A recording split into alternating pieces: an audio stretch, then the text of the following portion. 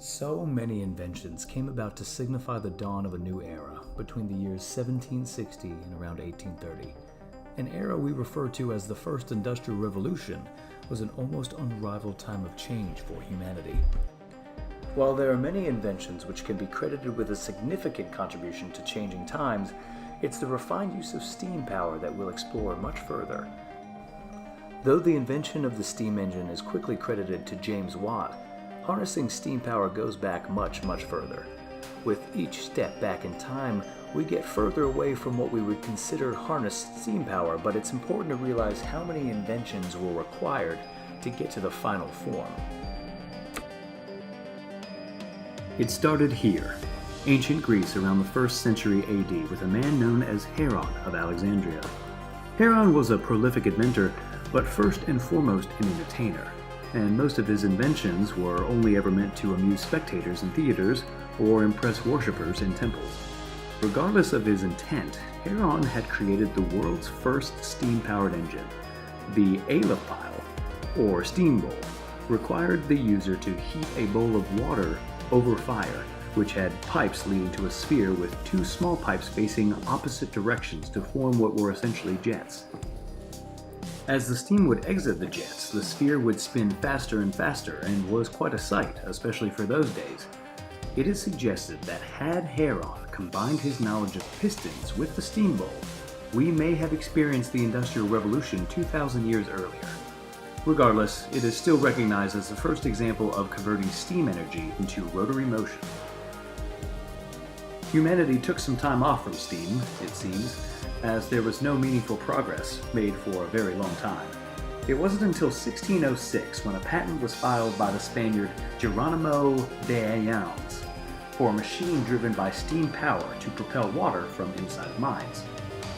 For you see, in the 17th century, Europeans had switched fuel sources from predominantly wood to coal, which led to coal mines being dug deeper and deeper, often resulting in extensive flooding from underground water sources. Geronimo's steam-powered machine was successful in removing some of the water, but was very inefficient, and so a better option was sought. In 1698, an Englishman by the name of Thomas Savery, the engineer and inventor, took inspiration from the pressure cooker, an invention by Dennis Papin, when he created a steam-powered machine that could draw out water from mines even more effectively. However, it was discovered that this current iteration was only capable of drawing water from shallow depths, so once again, improvement was needed. Improvement would have to wait until 1711 when yet another Englishman named Thomas, this time a Thomas Newcomen, developed a better way to pump water from more dramatic depths. His redesign eliminated the need for accumulated steam pressure and instead maintained pressure close to the atmospheric pressure, thus creating the first atmospheric engine. While an improvement and commercially successful, it was incredibly inefficient and required a constant current of cold water to cool off its steam cylinder. Despite these flaws, it's a wonder that Newcomen isn't credited with the invention of the steam engine, given the fact that his design remained the only design for around 50 years. The name we do attribute the steam engine to arises in 1765 when a Scottish instrument maker by the name of James Watt began repairs on the Newcomen steam engine. Watt noticed a flaw in this design and developed a separate condenser, which allowed for a consistent temperature as well as improved functionality. Being unable to make moves financially, the world would have to wait until 1776 when a partnership with an engineering-minded financier by the name of Matthew Boulton led to the founding of the firm Boulton & Watt. This partnership eventually led to the development of a double-acting rotative steam engine, but that wasn't the only improvement that was made.